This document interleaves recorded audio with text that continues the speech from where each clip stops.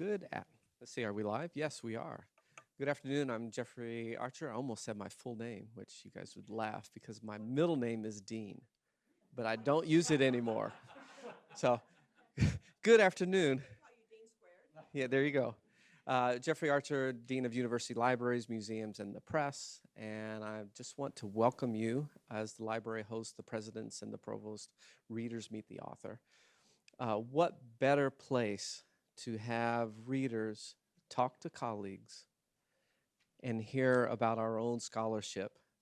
You know, Baylor in Deeds, letting our light shine. And this is an opportunity for us that the library is more than a collection of things on the shelf. This is where we have an opportunity to engage with the things that were actually put on the page. And we get to see colleagues talk about that.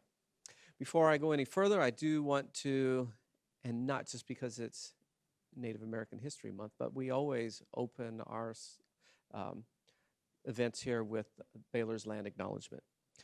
We respectfully acknowledge that Baylor University in Waco and its original campus in Independence are on the land and territories originally occupied by indigenous peoples, including the Waco and Tawakani, the Wichita and affiliated tribes, the Tonkawa, the Numanu, Comanche, Karankawa, and Lipan Apache. These indigenous peoples were dispossessed of and removed from their lands over centuries by European colonization and American expansionism. In recognition that these native nations are the original stewards of Baylor's campus location, the university strives to build sustainable relationships with sovereign nations and indigenous communities through educational offerings, partnerships, and community service. Now present Dr. Nancy Brickhouse, our provost. Welcome, everybody. I'm here to introduce the authors. Welcome. So glad you're here. See a big showing from the history department. I was teasing Julie that I think this has become a history department event, but we love it. We love it. Y'all continue writing great books that we want to talk about. And so our author here today is Dr. Kim Kellison. She's an associate professor of history. She's also Associate Dean for Humanities and Social Sciences in the College of Arts and Sciences and co-director of Baylor's Baptist Studies International Roundtable. So she wears a lot of hats. She specializes in the history of the American South, Civil War and Reconstruction, and Southern religious history. She did her undergraduate work in history at Erskine, did I say that right? Erskine College in South Carolina. So I take it you're a native South Carolinian? Ooh. It confuses people quite a bit. So yeah, I'm not sure how the South Carolinians feel about that. But, okay. And went on to earn a master's and PhD in history at the University of South Carolina, a defector. And went on to earn a master's and PhD in history at the University of South Carolina with her dissertation, Coming to Christ, the Impact of Evangelical Christianity on Upcountry South Carolina, 1830 to 1890. She has published 2 articles in 2 edited volumes in several journals, including the Georgia Historical Quarterly, the American Baptist Quarterly, and the South Carolina Historical Magazine, from which she received the Malcolm C. Clark Award for Best Article in 2002. The publication under consideration today, Forging a Christian Order, South Carolina Baptist, Race, and Slavery, from 1696 to 1860, was the winner of the Guittard Book Award and a finalist for the George C. Rogers Jr. Book Award, presented annually by the South Carolina Historical Society for the best book of South Carolina history. She served as professor of history at Baylor since 1998, while also serving as an undergraduate program director, chair of the department from 2014 to 16, and an associate dean since 2016. And here to interview her is someone else who's thought a lot about South Carolina, and that's Dr. Robert Elder. He's an associate professor of history at Baylor. He specializes in the history of the American South, intellectual history, religious history, gender, and American conservatism. He received his bachelor's and master's degrees in history from that other South Carolinian university that wears orange, and a PhD in history from Emory University. His publications include The Sacred Mirror, Evangelicalism, Honor, and Identity in the Deep South from 1790 to 1860, and Calhoun, American Heretic. He is currently working on a history of the nullification crisis from 1828 to 1833. Prior to coming to Baylor, in 2018, he served as a professor at Tabor College in Kansas and Valparaiso University in Indiana. So join me in welcoming Kim and Robert to talk about Kim's book, Forging an American Identity.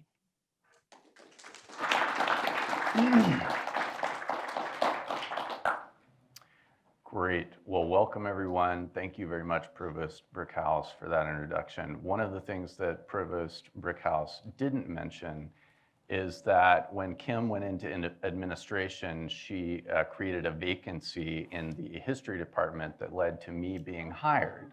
So for the last 6 years, I've been introducing myself as the new but not improved Kim Kellison. One of the interesting things about this conversation is going to be that both of us study South Carolina, but neither of us are native South Carolinians. So I've already told Kim via email that I enjoyed this book. I learned a ton, including a lot that I'm ashamed to say I did not know because of the depth and sort of breadth of this book. So for our first sort of question, I want you to tell us a little bit about the origins of the book. Why South Carolina? Why Baptists? Where did this start? So I think as a historian of the South, maybe a historian of the United States more broadly, the importance of race, the importance of religion are fundamental, particularly in the American South. And so that had always been something I was drawn to. Pragmatically, as Nancy mentioned, I defected from North Carolina and went to South Carolina. And I had good materials about South Carolina Baptists in particular, who were wonderful at writing down lots of things that people did wrong, right? Church discipline, you write about it as well as I do. So I had this tremendous resource of materials after finishing my dissertation, additional resources. I grew up Baptist. I am intrigued by, I think there are many Souths. I think there are many Baptists and many expressions of Baptist identity. And so this was sort of a natural focus. South Carolina itself, as you know, Bob, is atypical in many ways. It was the only colony on the British American mainland to have an enslaved majority as early as 1708, and South Carolina just gets founded in the late 1600s. So that creates certainly huge problems for the enslaved who are coming in large numbers, the brutality that they face, the slave trade that occurs there. But it also creates this sense of paranoia or heightened paranoia for white South Carolinians. And so looking at how white South Carolinians and black South Carolinians through the Baptist church or through multiple Baptist churches interface with slavery was something that seemed really intriguing to me. Yeah, I mean, one of the things I love about the book is actually your attention to different Baptist groups and how the interplay between those groups. Take us maybe into a little bit more of a specific part of the story, which is how did Baptists get to South Carolina? Where did they come from? Why did they come? Who were they? And what did they find when they got there, especially maybe regarding your focus on slavery? Right. So I argue there are really two traditions of Baptists that come, even though there are many more within that tradition, right? So early on, the first Baptist congregation that comes to South Carolina and formally organizes a congregation came from England, but really came through Massachusetts Bay Colony, through what was at the time Maine, but it wasn't a state or a colony in itself yet, Kittery, Maine. So they had come from England. William Screven was the minister, drew people also there in Boston, and then moving to Kittery, Maine. But in Massachusetts Bay Colony, which was a Congregationalist colony, Baptists were dissenters. They could not worship in public. They were fined for doing so. William Screven faced jail time and faced administrative fees for preaching. So South Carolina seemed like a possible relocation point for a couple of different reasons. South Carolina was founded, the British proprietors, Lords proprietors founded it and invited, in the late 1600s, and invited dissenters to come to populate the region. They were thinking about the Spanish further south. They were thinking about making money and needing a population to buffer Native Americans or indigenous people in the area. So they invited dissenting religions who could practice freely and have citizenship rights, at least for white males. So Screven and his congregation moved by the 1690s. There's evidence that some of Screven's congregation is in South Carolina as early as the 1680s, but there's really good evidence that Screven at least remains with a number of his congregants until the 1690s in Maine, because he continues to be fined and things like that. So come to South Carolina. South Carolina is rapidly developing into an incredibly wealthy colony with the advent of rice production, which is enhanced, or it's actually realized because of the labor of enslaved men and women who bring knowledge about how to cultivate and produce a cultivated slave or rice grain. So slavery is becoming endemic already to Carolina. There are Barbadians, white Barbadians, British Barbadians who come from some come from Barbados. Sorry, I saw some visitors who are some family members. It threw me off for just a minute. So there is already a growing embrace of enslaved African slavery in South Carolina in the late 1600s, early 1700s. My argument, and there is evidence that I found through documentation, is that Screven and his congregation are familiar with slavery. Screven marries in Kittery, Maine, into a family. His father-in-law owned 8 enslaved men and women, was a shipbuilder, was active in the slave trade. So Screven and his congregation, while there's not evidence that they held enslaved men and women as far as the church members themselves, are familiar with the institution. They come to a colony where, again, slavery is rapidly becoming the defining aspect of both the wealth, the politics, and the social structure, and over time, the religious structure of the colony. And they accommodate slavery, I argue. They don't push back against it.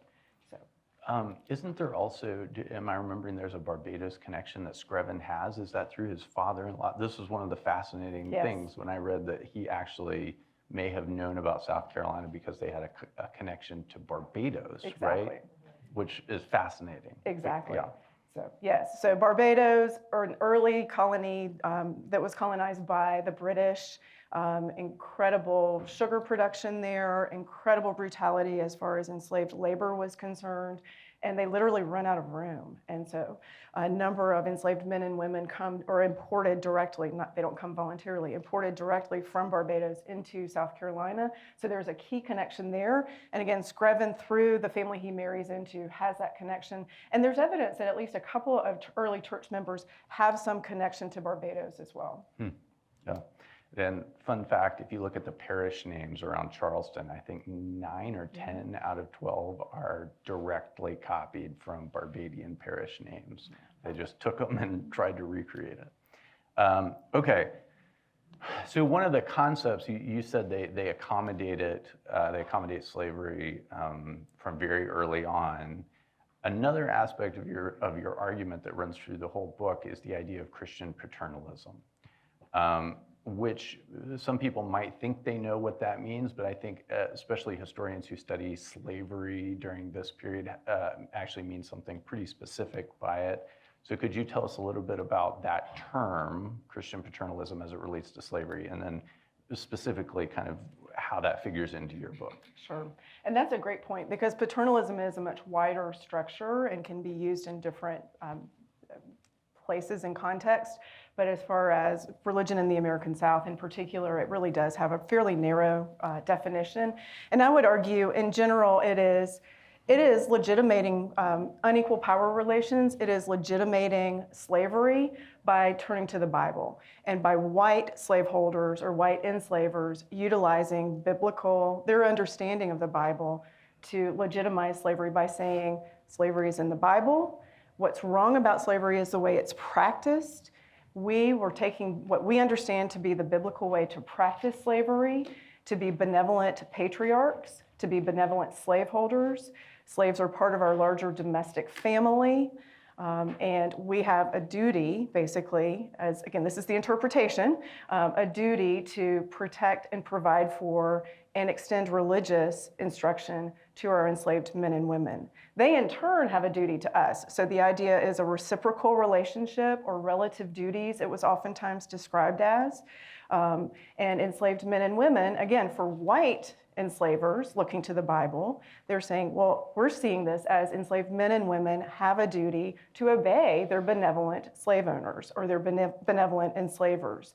And if both sides do this, if those who have power and those who have no power or limited power do this, this is the best way to create Christian harmony, the way God really wants our society to move. So that was this paternalistic argument.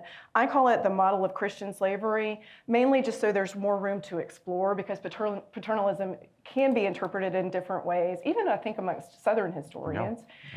So this model of Christian slavery or paternalism, again, white constructed legitimization of slavery by utilizing scripture as whites understood it, as enslavers understood it, to affirm what they were doing as far as participating in a capitalist commodification process.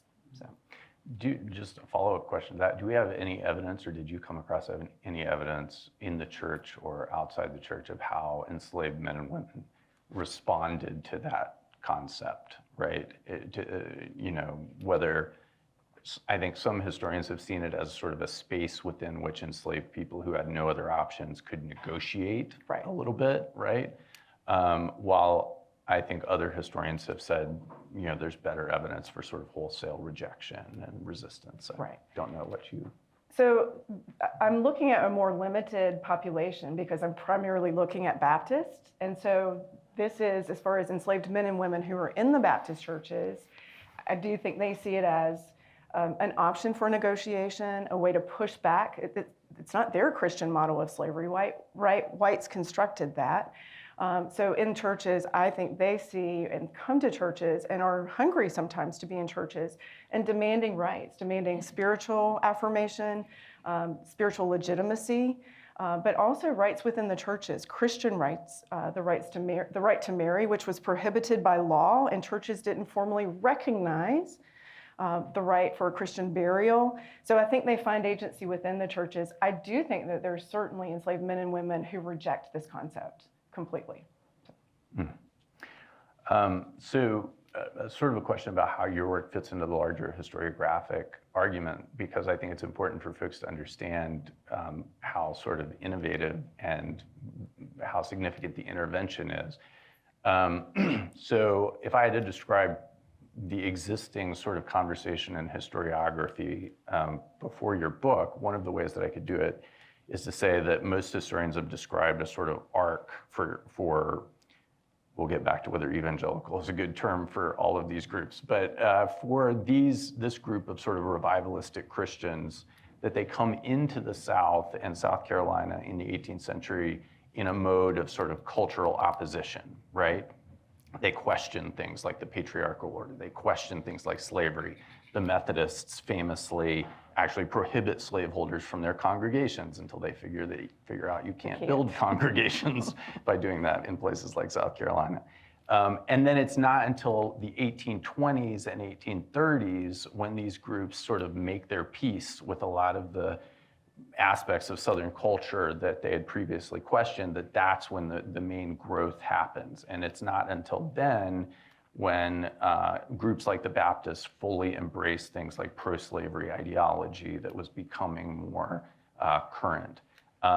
So your work kind of questions, I think, or really sort of fractures that arc, right, that story, in part by focusing specifically on Baptists. And what I took away from your book is the story of Baptists, at least, and it made me question the other groups too, but the story of Baptists is somewhat different than that arc would imply, right? Could you say a little bit about that? Sure, and I do think this is a contribution of the book and looking at not a wide swath of Baptists throughout the South, but really focusing and trying to dive down into one denomination, Baptist, in one particular state.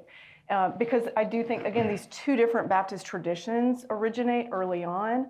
So there are definitely Baptists who question cultural authority, who question the ruling elite, right? And kind of elite expectations about hierarchy and certain boundaries as far as gender boundaries in particular, but sometimes even racial boundaries.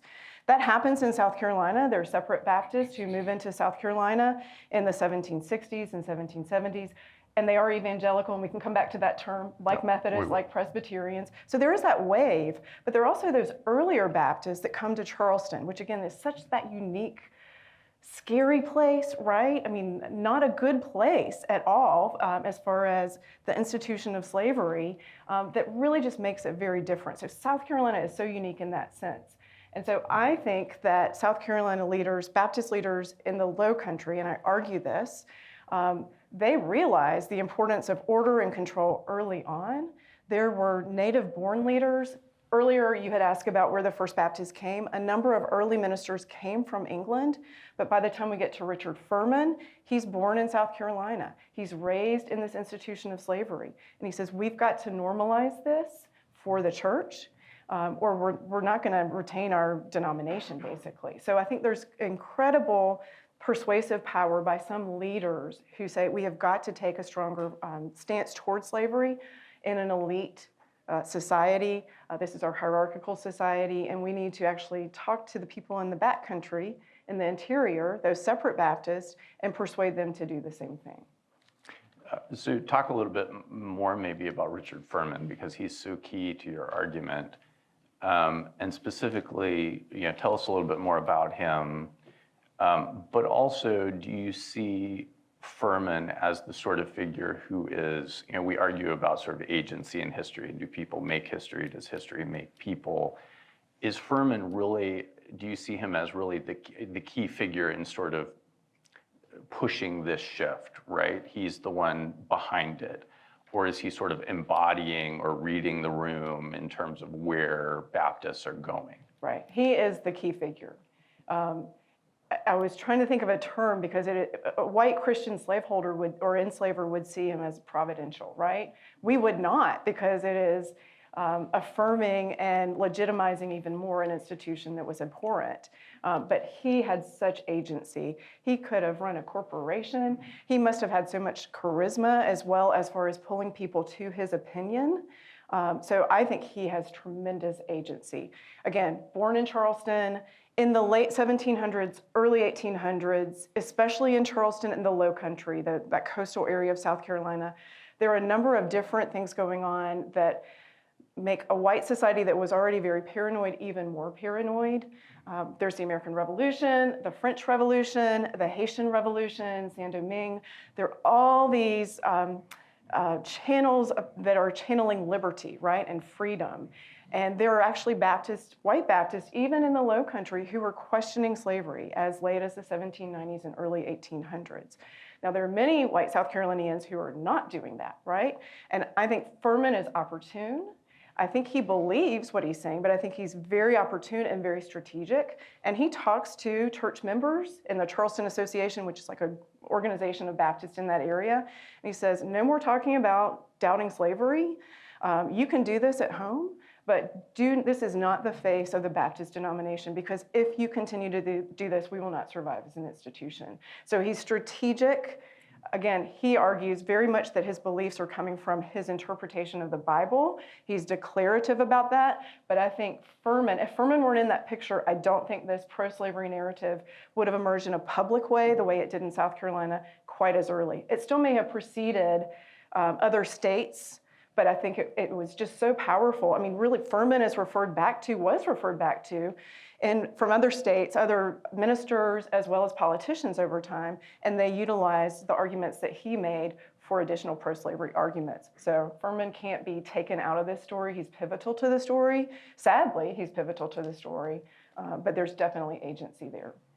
Yeah, he must have been a very charismatic figure, because I remember when I was doing research in some of the same archives I think that you have done research in, you would run across these addresses that he gave on like the 4th of July or George Washington's birthday, where the city is asking, and there were lots of other ministers they could have asked to do these things, but they're asking Furman to be the one who does George Washington's birthday address, right? So he was sort of known, he must have been known for speaking at least, right? But I think it speaks to how influential he was and how he's the perfect figure to sort of do exactly what you're talking about. Right, and I do think he was well known, and he saw himself really as a moral statesman. He was Federalist in his political leanings. Intervention was a good thing. He led the way with his church to petitioning the state legislature when there were fears of revolts of enslaved men and women, to make sure that they still had opportunities to gather for religious instruction supervised by whites. So I think he is very strong in a number of these issues. So going back to the question about terminology, and especially the term evangelical and evangelicalism, I think a lot of the histories, certainly the ones that including the one I wrote, use this term evangelicalism to describe basically a theological orientation that ran across denominational boundaries, rooted in revivalism, but a sort of general orientation that you could find in Baptist, Presbyterian, Methodist, sometimes Episcopalians, not often. That has sort of been the way that historians of Christianity in the South have talked about it, right? And the story that I described earlier, the sort of arc that historians have described in terms of how Christians in the South accommodated slavery, usually is told as a story of how these groups all together did that, right? And so my question is, do you find the term evangelicalism helpful? I can't say you never used it in the book, but I did not see it often. Right. And do you find that term helpful, and or is the Baptist story just different than some of those other stories? That's a great question. I don't think it should be dismissed, and I do think that it's representative of Baptist, Methodist, Presbyterian, many of the denominations or the denominations you just mentioned. As far as a belief system, of the emphasis upon personal salvation, upon missionary efforts, I think that's very, very strong, and I think that crosses denominations. But you're right. Maybe because I was mining so deeply for Baptists, I didn't use that as much. But I do think Baptists were different. And again, that may have been because of leaders. A lot of this is an institutional focus on how the Baptist denomination would be shaped and how it would, again, interplay with the social order and with society. It certainly didn't represent every Baptist in that denomination. So much of it was strategizing about the denomination itself.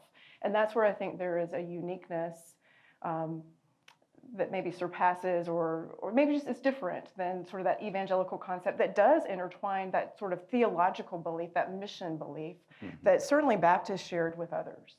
Yeah, I mean, one of the things I really enjoyed about the book is that most of those histories say Baptist, but they do not go into, and I'm not convinced most historians actually know, the differences between things like particular and general Baptists, right? That when you read the denominational records, they are frequently not arguing so much with other denominations as they are focused intensely on these differences between different kinds of Baptists, right? Methodists, to some extent, certainly Presbyterians do this too. But Exactly. Yeah. So those internal dynamics, I think, are very important. And really, really important to shaping the story. I mean, Yes. Part of the story is how, from just that denominational perspective, I feel like the wider contribution is really looking at how Baptists interplayed and interfaced with society about slavery and about race.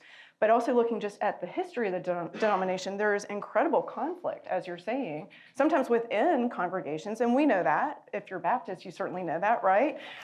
But also within separate Baptists versus particular Baptists, all these terms, at first you're thinking, what in the world, right? And they change. Primitive Baptists, right? People, like their ministers. One of my favorite stories is there is a primitive Baptist minister who, again, the argument was this type of belief system was more biblical, more like the primitive church than Baptists who endorsed missions and Baptists who endorsed theological training, which would be the Richard Furman model, by the way. So there's this fight in one church. There are many fights, but there's this fight in one church, and the minister, the primitive minister, comes in and he takes the church book, and the church book, again, was really important, including to historians, because it says so much, has so much detail, and he won't give it back, and he's arrested. And so people are like literally like fighting for control, not only of the church space as far as the worship hall, right, the meeting space, but for tangible items that are connected with their belief systems. So I don't think he tries to hold onto a Bible that people steal, but the church book is really important. So. Very important, especially to historians. So following up on that, one of the other differences that you pay attention to that I really enjoyed that sort of maps onto the difference between Baptist groups, but is not one-to-one, is the difference between different regions of South Carolina. So folks who know South Carolina know that you have the Low Country region around Charleston, which originally was the very wealthy sort of rice plantation area of the state. And then you also have what was originally called the back country and eventually became known as the up country, which is where all the Scots-Irish Presbyterians and Baptists coming down the Great Wagon Road from the Northeast settled. And eventually that will become sort of cotton country, but it's also just a very different part of the state. And a lot of South Carolina's history, all the way up to today, is sort of defined by the sort of regional and cultural differences between those two areas. So could you tell us a little bit about how sort of Baptists were different in those two areas, how the differences play into the story that you tell? Sure. So again, that goes back to those two different Baptist cultures, which again is also very general, right? Because I think there are subcultures even within those Baptist cultures. That Low Country tradition, William Screven beginning that in the 1690s, and then more English Baptists coming and South Carolinians converting to Baptist churches. So that's that Low Country hierarchical tradition. And then the backcountry or upcountry tradition, which was primarily separate Baptists, as you described, coming out of the First Great Awakening, and then enhanced by another revival in the early 1800s. The culture itself is representative of the two different cultures still in some ways of the state, but definitely in the colonial period and early antebellum period. And what I would argue, again, goes back to sort of this deliberate attempt to shape a denomination. There are cultural differences based upon education as far as Baptist belief systems. In the backcountry or upcountry, the argument was a Baptist minister really didn't need to be trained educationally. If he had a little training, that was okay, but probably he was growing his crops, and then he would go and preach to various Baptist churches on the circuit on different Sundays. In the Low Country, that tradition early on focuses on an educated ministry, a trained ministry, a ministry that demarcates and recognizes different roles in society that's much more patriarchal. And again, what I see happening is as the Baptist denomination unites, it is a rocky denominational unification process. Let me get that out. And it's, again, strategic planning on the part of Low Country Baptists who say, we cannot go into the backcountry and see ministers who can't spell, right? We have to set up training grounds in the backcountry. We have to take our style of Baptist religion to this group of people. And it's the culture. It's not the belief system as far as the theology necessarily, although there are some divisions there too. But we have to acculturate those in the backcountry. So in contrast to that argument that, and I think you see this in many places in the South, that Baptists for the most part are coming from this place of cultural resistance, right? They're resisting that elite background. Here you see a story of elite Baptists really sort of conquering that cultural oppositional force in the backcountry. Which I'm not sure you would, I'd be curious to hear what you think about this. As I was reading it, I was like, this is really a story about how Charleston is such a unique place as a very wealthy urban center in the South, because you don't see that same dynamic in most other southern states where you have that sort of those wealthy Low Country Baptists moving in, trying to spread that culture, I think, right? Correct. Yeah. And I think that's where the state is so unique. And so the Baptist story as a result is really unique. There are similarities to other southern states as far as that evangelical emphasis. Mm-hmm. But there really is a unique story, as there is with South Carolina in general. So one of the, I think maybe things that many people might be surprised about when they read these histories of sort of Christianity and churches in places like South Carolina before the Civil War is that many of the churches you write about and the records that you studied, there were enslaved Black Christians and free white Christians worshiping together, right, in spaces that were controlled and defined by the white Baptists. But one of the things that you talk about in your book is how even though they're inhabiting literally the same physical space, right, they are thinking about what they're doing there very differently, right?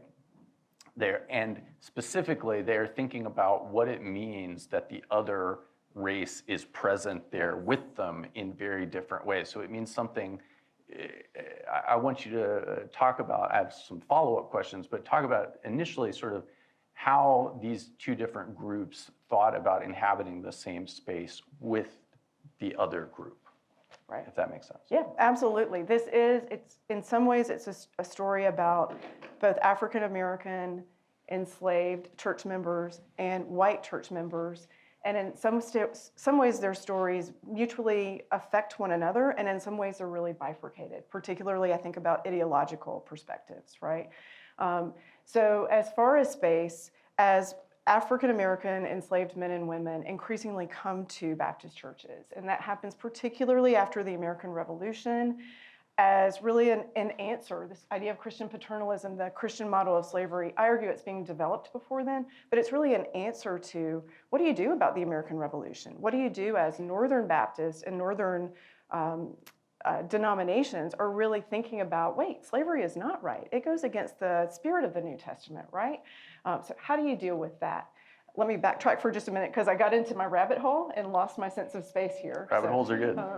So go back to, get me back on the right question. Just that one of the things that I found fascinating was, white Christians see the presence of Black Christians as. All right. Yeah. Okay, so I'm pulling back from the rabbit hole. So as more and more enslaved Black Christians, and some free Blacks as well, but primarily enslaved Black Christians are in these white-controlled spaces. It's very important for whites to have that control, to have that supervision, even if there are independent congregations of African Americans with just some white oversight.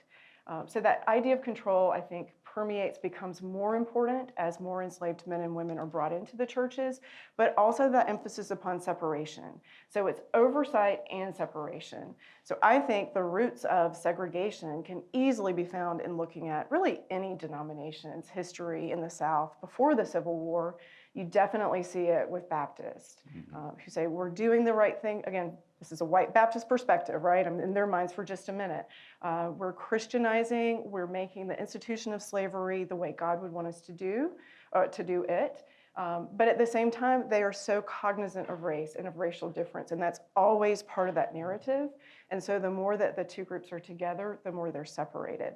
For African Americans, that separation, again, with white oversight, it's not full independence.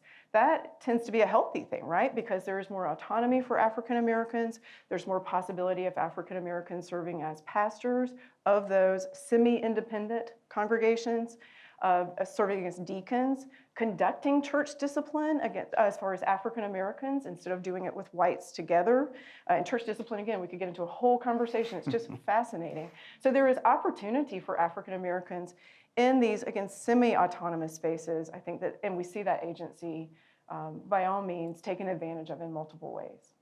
Yeah, I mean, it kind of repeats the very peculiar facets of slavery where there's a sort of intimacy combined with very clear power dynamics, power control dynamics, and separation in very clear ways, Exactly. right? In other ways. And I think it's that sort of this circuitous for white evangelicals and particularly white Baptists.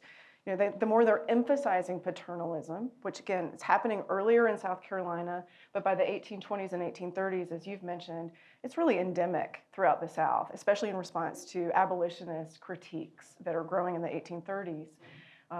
But I think you see again, losing my rabbit hole thought here. I better just stop talking for just a minute. No, that's great. Well, we could move to talking a little bit about, this is sort of a historian nerd question. A little bit, could you describe for folks like what some of the research that you did for this, like the places that you did research, the sorts of, like, what is it like to look at one of these church record books, right? Just describe maybe for just a second the sort of physical records that you worked with, where you went to do that, what sorts of things were you looking at to construct this argument? Right. So I started with church minutes of not just Baptist churches initially. I was looking at Methodist churches and Presbyterian churches, but because of that congregational nature of Baptist churches, and because church discipline, maybe because of the congregation, was so important. So the idea, if one sins, if one does something outside of what the Bible sanctions, following Matthew, biblical verses in Matthew, if you do something that I think is outside of this Christian community, I should come talk to you, right? And if we don't fix it, if we don't settle it, maybe I should bring some brothers or sisters in. And maybe the whole church then should discern if you've actually stepped outside of your Christian walk, right? And that could be that you've cheated me with a land sale, or that could be that you couldn't do it, but that someone's gotten pregnant, right, and not been married. And so it is fascinating. Church records are a fascinating lens into both 18th century and 19th century life for the common person, for the elite person, for African American people, for white people, is just fascinating. So that's what drew me in, I think. The sources I used, other than that, church associational minutes were fascinating as well, particularly more from the white perspective, but sort of from the African American perspective as far as agency. What do you do, again, as white churches grow and build more African American converts into their, or endorse the idea of more African American converts? What happens with enslaved men and women who want to marry within the church, but who their enslaver, for example, has forcibly removed their husband? So how do churches grapple with that? So how do whites grapple with that? And also, we know that African Americans continue to bring this up, and this is where the agency comes in, right? Because it keeps coming up in these white written minutes.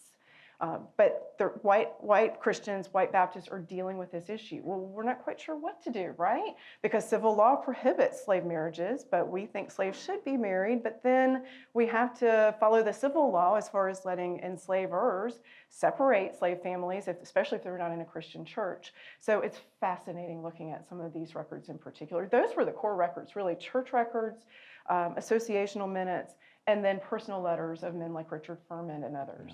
So. And you become very grateful for church clerks who have good handwriting. Oh my goodness, you're right. You're so right. You're so right. Absolutely. I would get irrationally happy when I saw good handwriting at the beginning of the church book, because I was like, and then inevitably that guy would get fired or something. Right, or get sick, and then you can't read anything, or right. But again, like holding on to those church books was really important. So. So pulling back a little bit as we come to get to a close here, Kim, what impact do you hope that this book has, right? As you were coming to the end of this project and thinking about sending it out into the world, people reading it, talking about it. So clearly we've talked a little bit about its academic impact, which I think it will absolutely have on the field.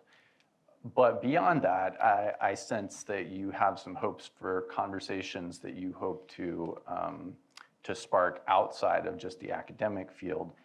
And also, can you point to examples, Baptist or otherwise, of institutions, groups that are dealing with this history, talking about this history in healthy ways? Sure.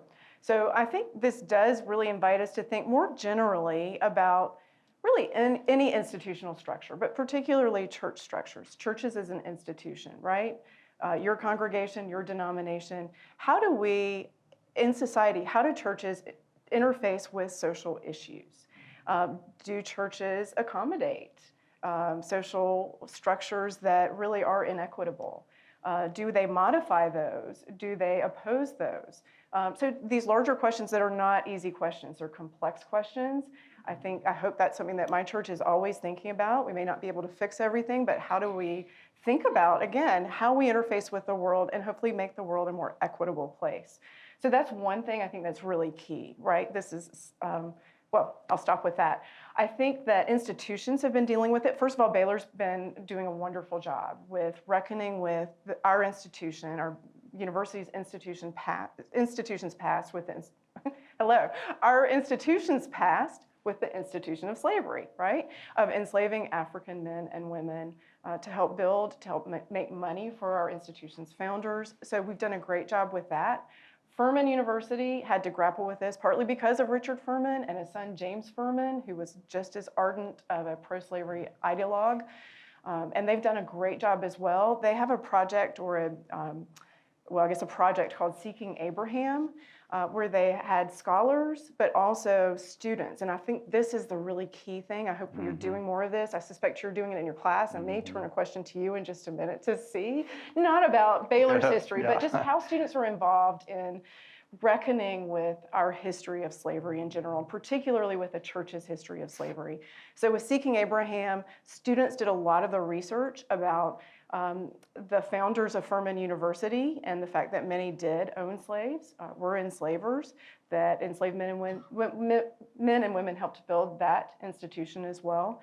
So how do we move forward with that? And how do we do it in a sort of holistic way where it's not just scholars talking to each other, but it's communities talking to one another or churches thinking about this issue, and by all means bringing in new generations to think about that as well. That's great. Wonderful. Well, I think that is all the questions that I have for Kim, but I am sure that other folks in the audience probably have questions. So I am going to stop and turn it over to whoever is taking the microphone around. And I think just if you raise your hand with a question and the microphone will come to you. I hope I'm right about that.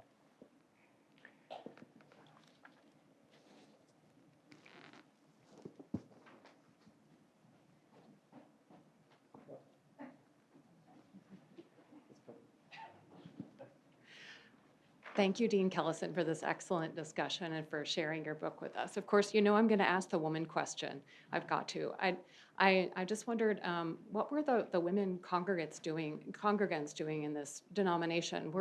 Were they contributing to this paternal model that you talked about? Were they teaching? Were they helping to teach? Were they mentoring? Or were there some outliers? Right. So. I'm so glad you asked that, because there's so many kind of organic questions as far as if we look at individual congregations or individual traditions.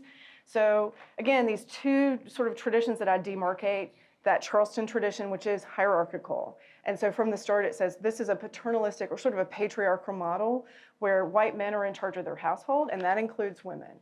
And so women should not be preaching, they should be silent, they may be able to talk to other groups of women, but this is highly patriarchal and highly hierarchical, and that's in some ways how slavery is legitimized, as well as gender divisions, right? So that's happening in the Low Country.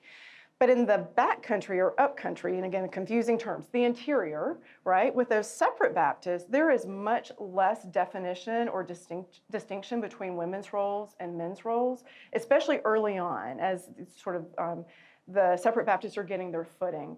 There are examples definitely of early separate Baptist leaders talking to definitely women, preaching to women, and most likely to women and men. So we only have a couple of examples of that, but I suspect there is, again, just sort of a much more amorphous type of line as far as who's listening to preaching and who is able to preach. That changes over time. Again, all of South Carolina over time doesn't become exactly like Charleston, but does become more hierarchical and patriarchal. But even in the 1830s and 1840s, there are examples in some of the smaller churches in the backcountry or upcountry, the interior region, where women can still vote on all church matters, not just calling a minister, for example, whereas in the Low Country, that was taboo. So again, just a lot more flexibility and a lot more space. What's different is you don't see that as much with enslaved men and women, even in the backcountry or upcountry. There's maybe a little more flexibility, but nothing like that fluidity that you'd see with gender. So I think that's what unites white Baptists, that's what unites them, is that racialized division, that need for control. So, great question. Thank you. Dr. Kellison, thank you so much, especially when you're talking about this acculturation process among Baptists, which I've always seen as a denomination that tries to set themselves as something very distinct and almost anti-hierarchical. I'm going to ask a question not in regards to race and slavery, but how they may have been, these Baptists may have been acculturating to the denominational practices of their competitors around them. So the Methodists aren't really strong in the South at this time until the late 18th century, early 19th century. So that leaves what? The Presbyterians, are they competing with them in certain ways and acculturating their practices, or are they really seeing themselves as distinct in the development of this hierarchy and this order? That's a great question. Again, I think it goes to the uniqueness of Low Country, South Carolina, particularly Charleston. So the Anglican Church until the Revolution, then Episcopalians are definitely a denomination that Baptists will compete with. Presbyterians as well. There's a mix of denominations in Charleston in particular. I mean, it's just so pluralistic. But I think all of these leaders actually are attuned acutely to this idea of they have to support the social order or they'll be turned out, basically, right? Because Methodists create such a scare in the late 1700s, early 1800s. So I think Furman is ahead. Maybe because it's Furman, and maybe he likes to talk and people like to listen to him, but he is working with other leaders who, for example, will join him with petitions or join his churches and the associations that he leads to petition the legislature for the right for slaves to, or enslaved men and women to have religious instruction. So they're not unique in that sense. It's Charleston and Low Country society that's so unique. But I do think, again, Furman comes out the strongest and the earliest. Great question. And reactions like to slave revolts, again, it is not Furman by himself. It is other ministers, mainly Episcopalian, Presbyterian, who are joining with Furman. And then after Furman dies, with Basil Manley Sr., to petition the state for certain Christian privileges for holding slaves. So, yeah. Thank you for a great talk, Kim, and the book looks very interesting. I'm way out of my depth here. This is not my field at all. And it's kind of a related question, but thinking of the Christian diversity in South Carolina, do different denominations use the slave issue as a way to compete? In other words, are there different churches who will say, well, look what those guys are doing Yes. over there with their slaves, Yes. and that's not, yes. building up this common good that we're all, actually, I am looking for my own good, but pretending it's a common Yes, good. absolutely, absolutely. In fact, Baptists get behind by the 1840s and 1850s, and white Baptists are lamenting, wait a minute, we're not doing enough to get into the mission field to enslaved men and women in the Sea Islands, for example, in the Low Country, because Presbyterians and Episcopalians have actually moved ahead of them. Methodists are also very strong, and this isn't just South Carolina here. Again, I just think Charleston is sort of at the vanguard, but there is absolutely competition because you're competing to win people's souls, right? And so then it becomes less of a social issue as this is the theological calling of the church. So absolutely, it's highly competitive. And again, they're lamenting, wait, we can't find people to do this. And so look at the Presbyterians. So, Hey, Dr. Kellison. hi, Doug. The older way of describing regular and separate Baptists getting together was, as you described earlier, there were several characteristics that made them different, but one was just a rather hardcore. Separate Baptists were more rural, regular Baptists were more urban. So do you think that still holds based on your upcountry, low country? Or do you think that the slavery is the bigger issue? But the second part of that, that old way of describing these two groups was that they were separate, they fought, but ultimately what got them together was the fight for religious liberty. And in some ways, the regulars, particulars, however we want to describe them, were willing to work a little bit more with the separates because of religious liberty concerns. So I was just wondering about those two things from the old-fashioned way that William Lunkin would have described all this, and you've come along and added. So religious liberty and also rural-urban. Right. I think that rural-urban divide was there. I think it dissipates. I mean, a lot of South Carolina is still rural, but it dissipates some after that first generation. I do think that fight for religious liberty was incredibly important. Oliver Hart, Joseph Reese, there were Baptist ministers who joined ministers from other denominations to move into separate Baptist country, right, in South Carolina, to say, hey, we've got a common goal here, a common denominator. So I think that helps bridge the groups. I would say by the early 1800s in South Carolina, that really distinctive, one side calling the other side by these names begins to dissipate. I think there's still a crux of that, even in the 1830s and 1840s. They wouldn't say, hey, you're a separate, but they'd say, wait, well, you're leaning toward a primitive now. And you're not supporting missions, you're anti-mission. So I think that there's still some traditions that hold, but they're not expressed in the same theological way. But you want to add any? You've done a lot with some Baptist history, Doug. You want to add anything there? That's good. I've already reviewed the book. I mean, the other thing that's happening, it strikes me about the sort of unification or the cultural convergence that you're describing, is that if you pull back, South Carolina as a whole is sort of unifying around slavery at the end of the 18th, early 19th century, in a way because of cotton agriculture, which really only hits in the 1790s in the upstate and makes them that's when they commit to the slave economy. Before then, the folks in the low country were frequently worried that the folks in the back country might not be as committed to slavery as they hoped. You're exactly right. So it's not all religion, right? I mean, the unification process is multifaceted. It's economic, it's political, but religion comes along with it by all means. So. Great. Online, Heidi Hornick asks, where do you plan to take your research now? Oh, well, I moved it to Texas. So, and actually this originated because the question of South Carolina Baptists were probably at 25% as far as churchgoers in the 1800s. But my question keeps coming back to people who, enslaved men and women or whites, who weren't churchgoers, who were religious skeptics. And so I wasn't planning on looking at Texas, but the more I looked, the more I came across a Methodist minister named James Shaw, who was in Waco in the 1880s. He had moved there in late 1870s, and he leaves the Methodist Church and adopts this much more skeptical, sort of liberal view of religion. And he has these really drawn out conversations, public battles really, with Orthodox Christians, including Rufus Burleson. So this is coming back to Baylor in this strange way. It wasn't intended to be. But I look at what I really see are these public culture wars in the 1880s with Waco at the center. It's happening in other places. For the free thought movement, the liberal movement, sort of this rationalist movement against Christian orthodoxy. And so that's what I'm exploring for the next book. And I hope to get it done really soon so then I can start working on something with Doug Weaver and go back to Baptist in general. So I have one final question. Maybe it'll be a good wrap-up question, and that is, I'm always interested in why some ideas take hold and others don't. So, I mean, in this case, the justification, the biblical Christian justification of slavery, certainly Richard Furman, as a strong spokesperson, yeah, that's one of the ways ideas travel.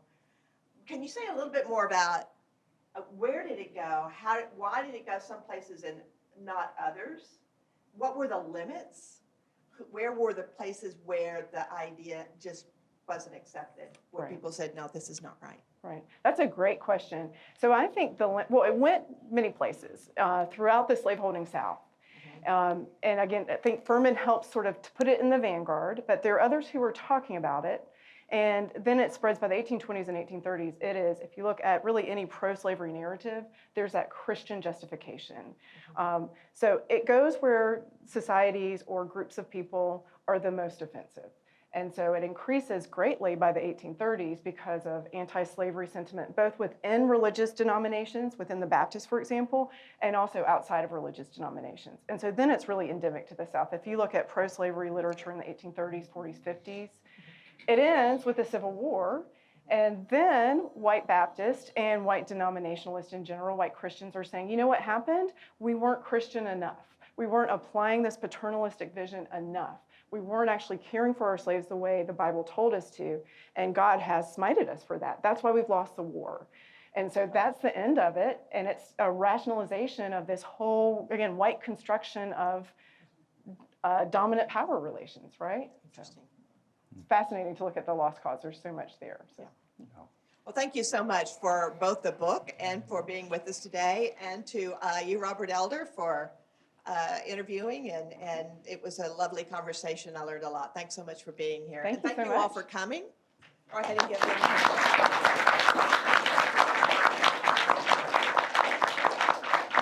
I'll go ahead and give a plug for our next Reader Meet the Author, which will be on February 4th. Terry York will be here to discuss his book, Kurt Kaiser, Icon and Conscience of Contemporary Christian Music. Kurt Kaiser was my Sunday school teacher when I was a student at Baylor, he and Pat Kaiser. So this has a warm place in my heart, I guess I will say. And so I want to invite you all to return for that conversation again with Professor Dordan, February 4th. Thank you so much for being here today, and thank you all Thank you. for your conversation. Thank you all so much.